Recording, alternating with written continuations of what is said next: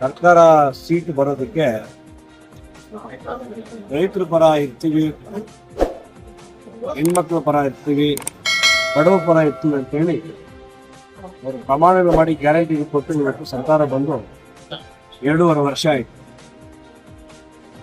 ಇದೇ ನಮ್ಮ ಚಿಂತಾಮಣಿಯಲ್ಲಿ ಶಿಡ್ಲಘಟ್ಟದಲ್ಲಿ ಇಡೀ ಕೋಲಾರ ಚಿಕ್ಕಬಳ್ಳಾಪುರ ಜಿಲ್ಲೆಯಲ್ಲಿ ಅತಿ ಹೆಚ್ಚು ಮಾವು ಬೆಳೀತಾರೆ.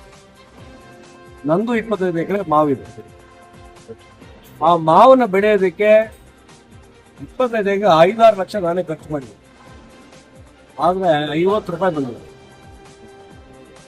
ಸರ್ಕಾರದಲ್ಲಿ ಬೆಂಬಲ ಬೆಲೆ ಕೊಡ್ಬೇಕಂತ ಘೋಷಣೆ ಆದ್ರೂ ಕೂಡ ಕೇಂದ್ರ ಸರ್ಕಾರ ಹೇಳಿತ್ತು. ಇದುವರೆಗೂ ಕೂಡ ಇರ್ತಕ್ಕಂಥ ಆಡಳಿತದಲ್ಲಿ ರೈತರನ್ನ ಗುರುತಿಸಿ ಇದುವರೆಗೂ ದುಡ್ಡು ಕೊಟ್ಟಿಲ್ಲ.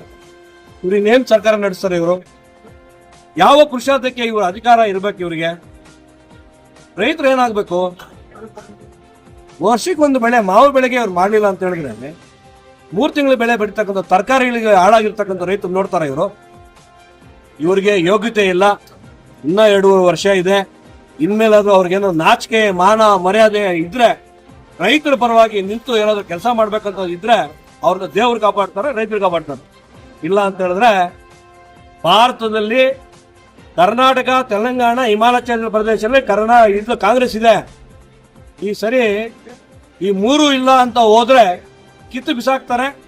ಕಾಂಗ್ರೆಸ್ ಇಲ್ಲದೆ ಇರ್ತಕ್ಕಂಥ ಭಾರತ ಆಗ್ತದೆ, ಭಾರತ ಮುಕ್ತ ಕಾಂಗ್ರೆಸ್ ಆಗ್ತದೆ. ಇವ್ರಿಗೆ ಎಚ್ಚರಿಕೆ, ಇವ್ರು ಒಳ್ಳೇದಕ್ಕೆ ನಾವು ಎಚ್ಚರಿಕೆ ಕೊಡ್ತಾ ಇದ್ದೀವಿ. ರೈತರ ಪರ ನಿಂತಿಲ್ಲ ಅಂತ ಹೇಳಿದ್ರೆ ನಾಳೆ ಬೆಳಿಗ್ಗೆ ಅವ್ರ ತಿನ್ನ ಕೂಟ ಸಿಗಲ್ಲ. ನಮ್ಮ ಹೋರಾಟ ರೈತರ ಪರ ಇದೆ.